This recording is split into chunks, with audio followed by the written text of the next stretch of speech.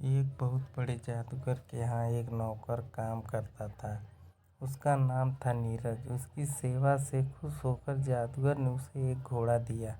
यह कोई मामूली घोड़ा नहीं था, उसके मुंह से चांदी के सिक्के झड़ते थे।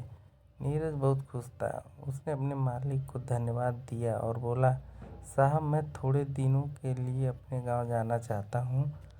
यह घोड़ा मैं अपने पिताजी के पास छोड़कर आऊँगा।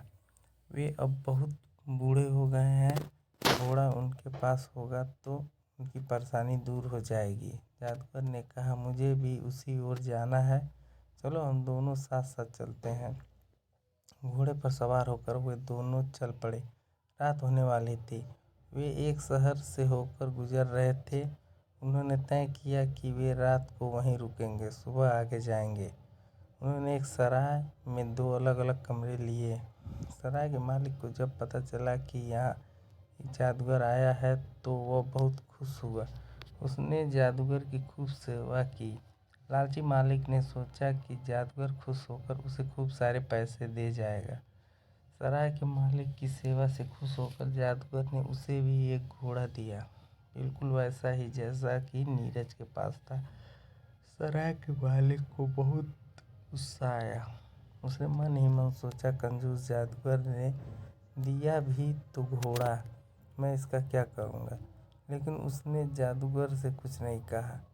सुबह को जब वे जाने लगे तो नीरज के पास सराय के मालिक को देने के लिए थोड़े पैसे कम पड़ गए। उसने सराय के मालिक से कहा, 1 मिनट ठहरिए, मैं अभी आता हूँ। ऐसा कहकर वह सराय के बाहर बने अस्तबल में पहुँचा। वहीं पर उसका घोड़ा बंधा हुआ था। उसने घोड़े के मुंह से थोड़े से चांदी के सिक्के निकाले और वापस आ गया। सराय का मालिक नीरज का पीछा कर रहा था। उसने जब जादुई घोड़े को देखा तो उसे लालच आ गया। उसने नीरज के घोड़े को अपने घोड़े से बदल दिया। नीरज को घोड़े का अंतर पता नहीं चला। वह चुपचाप अपने घोड़े को लेकर अपने घर आ गया। जादूगर भी अपने काम से आगे चले गए। घर पहुंचकर नीरज ने अपने पिताजी को खुश होकर जादुई घोड़े के बारे में बताया।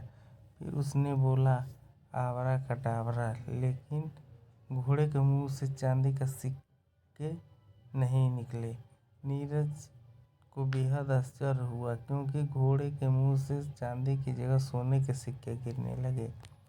नीरज समझ नहीं पा रहा था कि यह सब कैसे हुआ। असल में जो घोड़ा जादूगर ने सराय मालिक को दिया था वह भी एक जादुई घोड़ा था, लेकिन अपने लालच के कारण वह यह सब बात समझ नहीं पाया। उधर सराय के मालिक ने घोड़े से चांदी के सिक्के निकालने चाहे, लेकिन उसके लालच के कारण उसका घोड़ा एक साधारण घोड़ा बन गया था। सराय का मालिक चोरी करके भी पछताता ही रह गया और दूसरी ओर नीरज और उसके पिता अपने नए घोड़े के साथ खुश थे।